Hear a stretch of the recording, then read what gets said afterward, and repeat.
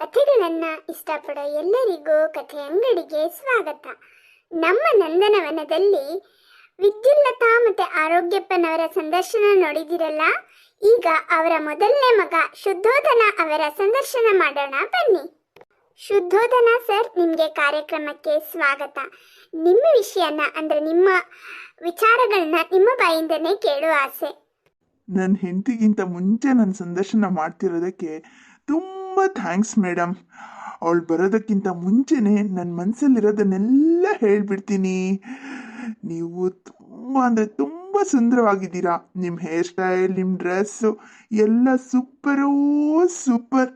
ನಿಮ್ಮ ಜೊತೆಗೆ ಹಾಗೆ ಒಂದು ಡ್ಯಾನ್ಸ್ ಮಾಡೋಣ ಅಂತ ಆಸೆ ಆಗುತ್ತೆ. ಆದರೆ ಏನು ಮಾಡೋದು, ಎಲ್ಲ ಕಲ್ಪನೆ ಮಾಡಿಕೊಂಡು ಖುಷಿ ಪಡಬೇಕಷ್ಟೆ. ವಾಸ್ತವದಲ್ಲಿ ಇದೆಲ್ಲ ಸಾಧ್ಯ ಇಲ್ಲ. ನಾನಿದೆಲ್ಲ ಹೇಳಿದ್ದೀನಿ ಅಂತ ನನ್ನ ಹೆಂಡತಿ ಹತ್ರ ಮಾತ್ರ ಹೇಳಬೇಡಿ ಮೇಡಮ್, ಪ್ಲೀಸ್. ನೀವು ನಿಮ್ಮ ಶ್ರೀಮತಿಯವರಿಗೆ ಅಷ್ಟೊಂದು ಹೆದರ್ಕೋತೀರಾ? ಅವಳ ಮೇಲೆ ನಂಗೇನು ಭಯ ಇಲ್ಲ. ಆದರೆ ಅವಳ ಕೈಯಲ್ಲಿರುತ್ತಲ್ಲ ಸ್ಪ್ರೇ ಬಾಟಲ್, ಅದೇ ನನಗೆ ಭಯ. ಎಲ್ಲ ನನ್ನ ಕರ್ಮ. ಅದೇ ನಿಮ್ಮ ಕರ್ಮ ಅಂತ ಸ್ವಲ್ಪ ಡೀಟೇಲ್ ಆಗಿ ಹೇಳ್ತೀರಾ ಸರ್? ಏನಂತ ಹೇಳಿ, ನಮ್ಮಪ್ಪಂಗೆ ಆರೋಗ್ಯದ ಮೇಲೆ ತುಂಬ ಕಾಳಜಿ. ಯಾವಾಗಲೂ ಶುದ್ಧವಾಗಿರ್ಬೇಕು ಅಂತ ಆಸೆ ಪಡ್ತಾರೆ. ಅದಕ್ಕೆ ನನಗೆ ಶುದ್ಧೋಧನ ಅಂತ ಹೆಸರಿಟ್ರು. ಅವರಿಗೆ ನಾನು ದೊಡ್ಡ ಡಾಕ್ಟರ್ ಆಗಬೇಕು, ಎಲ್ಲರ ಕಾಳಜಿ ವಹಿಸ್ಬೇಕು ಅಂತ ತುಂಬ ಆಸೆ ಇತ್ತು. ಆದರೆ ನನಗೆ ವಿದ್ಯೆ ಅಂದರೆ ನೈವೇದ್ಯ. ನನಗೆ ಓದು ತಲೆಗೆ ಹತ್ತುತ್ತಾ ಇರಲಿಲ್ಲ. ಆದರೆ ಅಡುಗೆ ಅಂದರೆ ತುಂಬ ಇಷ್ಟ. ಅಡುಗೆ ಮಾಡೋಕ್ಕೇನೋ ಇಷ್ಟ, ಆದರೆ ಅಡುಗೆ ಮನೇಲಿ ತುಂಬ ಹೊತ್ತು ನಿಲ್ಲಕ್ಕೆ ತುಂಬ ಕಷ್ಟ. ಹೀಗೆ ಹೋಗಬೇಕು, ಹಾಗೆ ಅಡುಗೆ ಮಾಡಿ ಬರಬೇಕು ಅನ್ನೋದು ನನ್ನ ಪಾಲಿಸಿ. ಹಾಗಾಗಿ ಹೆಚ್ಚಿನ ತರಕಾರಿಗಳನ್ನೆಲ್ಲ ಕೊಚ್ಚಿ ಕೋಸಂಬರಿ ಮಾಡ್ತಿದ್ದೆ, ಇಲ್ಲಾಂದರೆ ಹಾಫ್ ಬಾಯ್ಲ್ ಮಾಡಿ ಏನೋ ಒಂದು ಮಿಕ್ಸ್ ಮಸಾಲ ಹಾಕ್ತಿದ್ದೆ. ಅಮ್ಮಂಗೆ ಇದು ಚೂರು ಇಷ್ಟ ಆಗ್ತಿರ್ಲಿಲ್ಲ, ಅಪ್ಪಂಗೆ ತುಂಬ ಇಷ್ಟ ಆಗ್ತಿತ್ತು. ಅವರು ಆರೋಗ್ಯದ ಬಗ್ಗೆ ತುಂಬ ಕಾಳಜಿ ವಹಿಸ್ತಿದ್ರಲ್ವಾ, ಹಾಗಾಗಿ ಕೊನೆಗೆ ಅವ್ರಿಗೆ ಎಷ್ಟು ಬೇಜಾರಾಗಕ್ಕೆ ಶುರುವಾಯಿತು ಅಂದರೆ, ನನ್ನ ಮಗ ಏನೋ ಒಂದು ಹೇಳಕ್ಕೂ ಬರಲ್ಲ ನೋಡಿ, ಉದ್ಯೋಗ ಮಾಡಿ ತನ್ನ ಕಾಲ ಮೇಲೆ ತಾನು ನಿಂತರೆ ಸಾಕಪ್ಪ ಅಂತ ಅನ್ನಿಸ್ಬಿಟ್ಟಿತ್ತು. ಹಾಗಾಗಿ ನನಗೊಂದು ಸ್ಪೆಷಲ್ ಹೋಟೆಲ್ ಹಾಕ್ಕೊಟ್ರು. Special hotel? ಅದೆಂತ ಹೋಟೆಲಪ್ಪ? ನನ್ನ ಹೋಟೆಲ್ ಹೆಸರು ಶುದ್ಧ ರುಚಿ ಅಂತ. ಇಲ್ಲಿ ಶುದ್ಧವಾಗಿರೋ ರುಚಿಯಾಗಿರೋ ಡಯಟ್ ರೆಸಿಪಿಗಳು ಸಿಗತ್ತೆ. ಕಾಫಿ ಟೀ ಸಿಗಲ್ಲ, ವೆರೈಟಿ ಕಷಾಯಗಳು, ಜ್ಯೂಸ್ಗಳು ಸಿಗತ್ತೆ. ಎಷ್ಟೇ ದಪ್ಪ ಇದ್ದವರು ನಮ್ಮ ಹೋಟ್ಲಲ್ಲಿ 1 ತಿಂಗಳು ಊಟ ಮಾಡಿದ್ರೆ ಸಣ್ಣಗಾಗದಂತೂ ಗ್ಯಾರಂಟಿ. ಎಲ್ಲಿವರೆಗೂ ಅಂದರೆ ಅವ್ರ ಎದುರಿಗೆ ಮೃಷ್ಟಾನ್ನ ಭೋಜನ ತಂದಿಟ್ರು ಅವ್ರು ಬೇಡವೇ ಬೇಡ ಅಂತಾರೆ. ಹಾಗಿರತ್ತೆ ನಮ್ಮ ರೆಸಿಪಿಗಳು. ಓ ಹೌದಾ?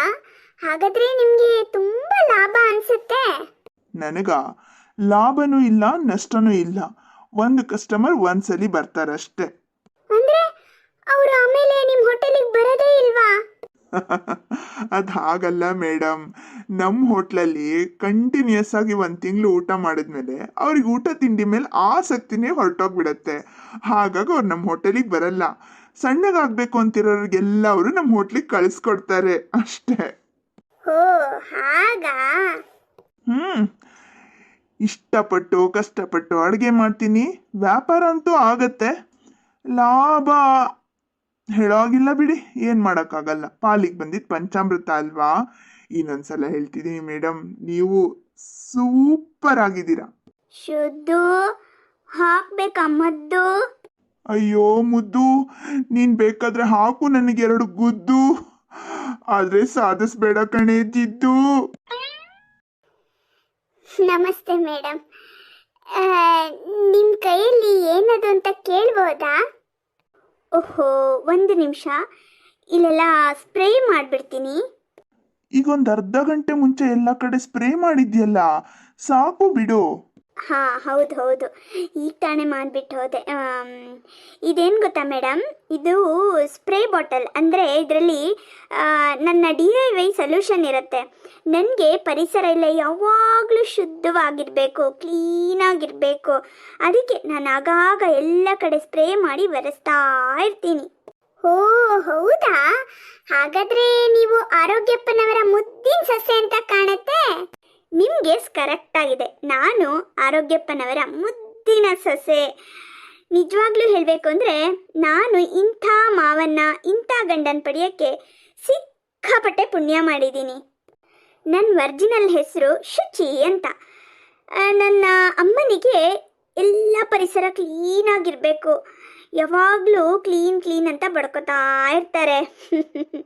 ನಮ್ಮ ಅಪ್ಪಂಗೆ ಕ್ಲೀನಿಂಗ್ ಅಷ್ಟಕ್ಕಷ್ಟೇ, ಆದರೆ ಅಮ್ಮನ ಕಡೆಯವರಿಗೆ ಕ್ಲೀನಿಂಗ್ ಅಂದರೆ ತುಂಬ ಇಷ್ಟ. ಹಾಗಾಗಿ ಅವ್ರು ನನಗೆ ಶುಚಿ ಅಂತ ಹೆಸರಿಟ್ರು. ನಮ್ಮ ಅಪ್ಪ ಅಮ್ಮಂಗೆ ನನ್ನೊಬ್ಬಳೇ ಮಗಳು, ತುಂಬ ಮುದ್ದಾಗಿ ಸಾಕಿದ್ರು. ನಾನು ನಮ್ಮಮ್ಮಂಗೆ ಅಂದರೆ ನನ್ನ ಮದುವೆ ವಯಸ್ಸು ಬಂದಾಗ ಅಮ್ಮಂಗೆ ಒಂದೇ ಕಂಡೀಷನ್ ಹಾಕಿದ್ದೆ, ಕ್ಲೀನಿಗೆ ಇಂಪಾರ್ಟೆನ್ಸ್ ಇರೋ ಮನೆಗೆ ನಾನು ಸೊಸೆಯಾಗಿ ಹೋಗಬೇಕು ಅಂತ.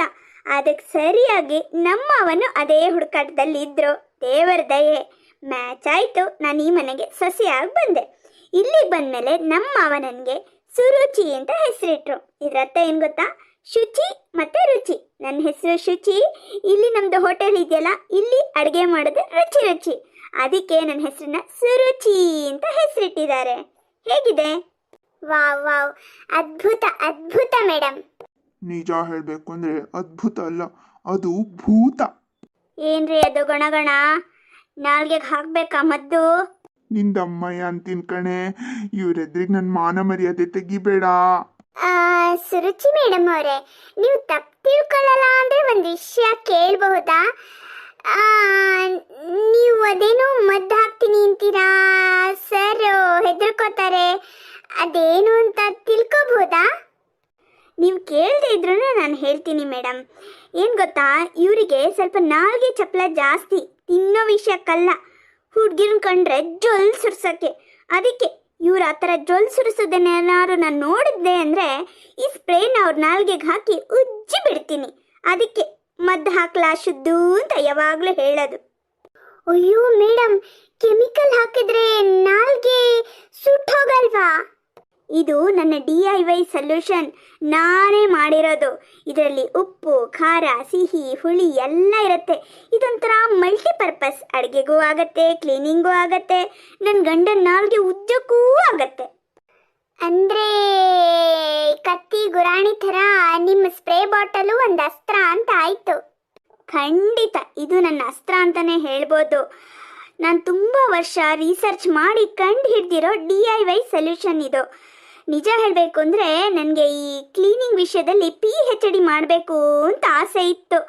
ಆದರೆ ಅಷ್ಟೊತ್ತಿಗೆ ನಮ್ಮ ಅಪ್ಪ ಅಮ್ಮ ಮದುವೆ ಮಾಡಿ ಇಲ್ಲಿಗೆ ಅಟ್ಟುಬಿಟ್ರು.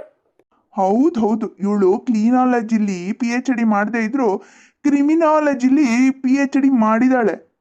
ಏನು ಹೇಳ್ತಿರೋದದು? ಅಯ್ಯೋ ಕೋಪ ಮಾಡ್ಕೋಬೇಡ ಮುದ್ದು. ಕ್ರಿಮಿನಾಲಜಿ ಅಂದರೆ ಕ್ರಿಮಿಗಳನ್ನ ಓಡಿಸೋ ನಾಲೆಡ್ಜ್ ಇರೋ ಅಜ್ಜಿ ಅಂತ. ನಿಮ್ಮ ಕಣ್ಣಿಗೆ ನಾನು ಅಜ್ಜಿ ಥರ ಕಾಣಿಸ್ತಿದ್ದೀನಾ? ಅಯ್ಯಯ್ಯೋ, ಅಜ್ಜಿ ಅಂದರೆ ವಯಸ್ಸಾಗಿರೋ ಅಜ್ಜಿ ಅಂತ ಅಲ್ಲ ಕಣೆ. ನಮ್ಮ ಕನ್ನಡಾಂಬೆ ಹೇಳ್ತಾಳಲ್ಲ, ಜ್ಞಾನ ವೃದ್ಧರು ಅಂತ, ಹಾಗೆ ತುಂಬ ನಾಲೆಡ್ಜ್ ಇರೋ ಅಜ್ಜಿ ಅಂತ, ಅಂದರೆ ತುಂಬ ತಿಳ್ಕೊಂಡಿರೋರು ಅಂತ. ಹಾಗಾ? ಸರಿ ಸರಿ, ನಮ್ಮ ಜಗಳನ ಆಮೇಲೆ ಕಂಟಿನ್ಯೂ ಮಾಡೋಣ. ಮೊದಲು ಅವ್ರ ಹತ್ರ ಮಾತಾಡೋಣ. ಇನ್ನೊಂದು ಸ್ವಲ್ಪ ಹೊತ್ತು ಇವ್ರನ್ನ ಮಾತಾಡ್ಸಿದ್ರೆ ಸ್ಪ್ರೇ ಬಾಟ್ಲಿಂದ ನನ್ನ ನಾಲ್ಗೆ ಮುಖ ಮುತ್ತಿ ಎಲ್ಲ ಉಜ್ಬೋದು. ಮೊದಲಿದನ್ನು ನಿಲ್ಲಿಸ್ಬಿಡೋಣಪ್ಪ. ಏನು ಯೋಚನೆ ಮಾಡ್ತಿದ್ದೀರಾ?